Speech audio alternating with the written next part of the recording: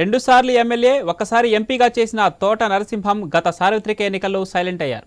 అయితే ఈసారి Narasimham full time పాలిటిక్స్లోకి enter అయ్యారు.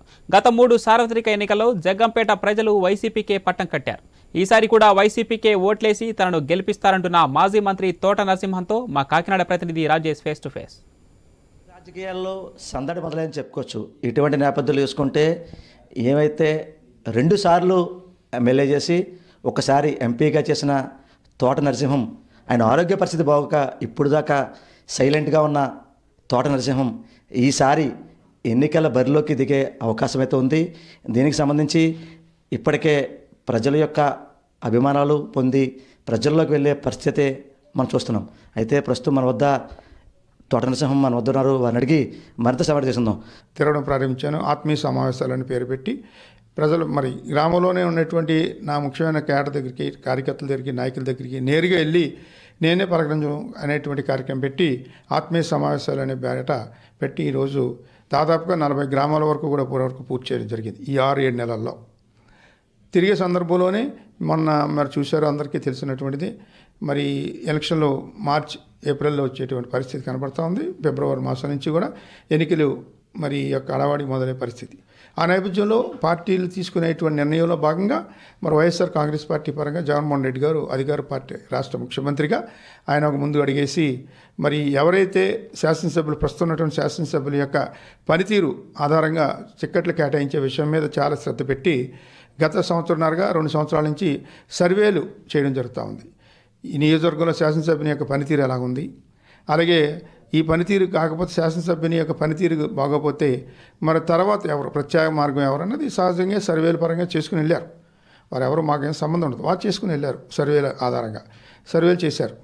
ఆ చేసినప్పుడు ఎక్కడ చేసినా సరే జగ్గంపేట నియోజకవర్గంలో ప్రస్తుత శాసనసభ్యుని యొక్క పనితీరు కానీ మరి ఆయన లేకపోతే ఎవరు అన్నది చూపిస్తే ఎక్కువ శాతం మంది నా పేరు చూపించడం జరిగింది.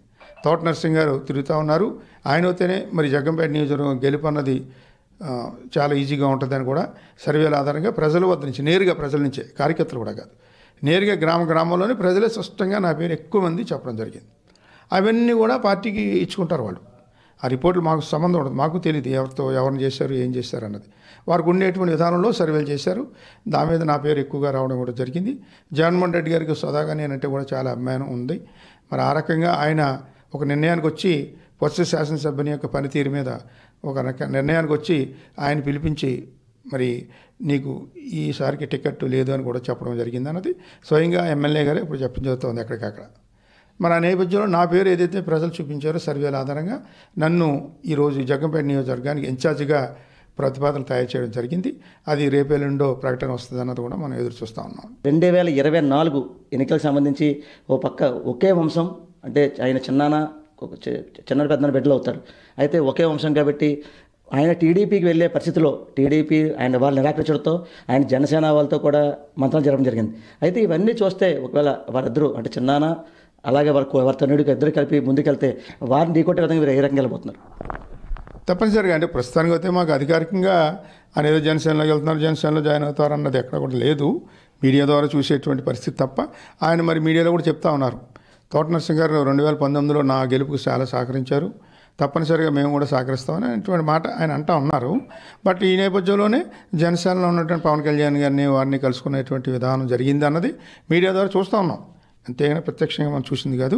ఆయన మరి ఏ రకమైన ఉద్దేశంతో ఉన్నారు. ఏమైనా సరే ఈ నియోజకవర్గంలో గెలుపు అన్నది వైఎస్ఆర్ కాంగ్రెస్ పార్టీకి సునాశనంగా ఉంటుంది. ఎందువల్లంటే 2004 నుంచి కూడా ఇక్కడ తెలుగుదేశం పార్టీ అన్నది లేదు. 2004లో నేనే బ్రేక్ చేశాను, 2009లో నేనే బ్రేక్ చేశాను, 2014లో వైఎస్ఆర్ కాంగ్రెస్ పార్టీ బ్రేక్ చేసింది, 2019లో వైఎస్ఆర్ కాంగ్రెస్ పార్టీ బ్రేక్ చేసింది, 2024లో కూడా తెలుగుదేశాన్ని వైఎస్ఆర్ కాంగ్రెస్ పార్టీ బ్రేక్ చేస్తుంది. ఆ రకంగానే రేపు హ్యాట్రిక్ సాధించాలన్నదే మా యొక్క తలంపు. ఎందువల్లంటే జగన్మోహన్ రెడ్డి గారు చేసేటువంటి అనేక రకాలైనటువంటి సంక్షేమ కార్యక్రమాలే మా గెలుపుకి సునాశనంగా ఉండేటువంటి పరిస్థితి. ప్రస్తుతం చూసుకున్నట్టయితే ఏవైతే 2024 సార్వత్రిక ఎన్నికకు సంబంధించి నేను గెలుపొందితే ఇక్కడ అంటే ముఖ్యంగా సాగునీరు సమస్య ఉంది.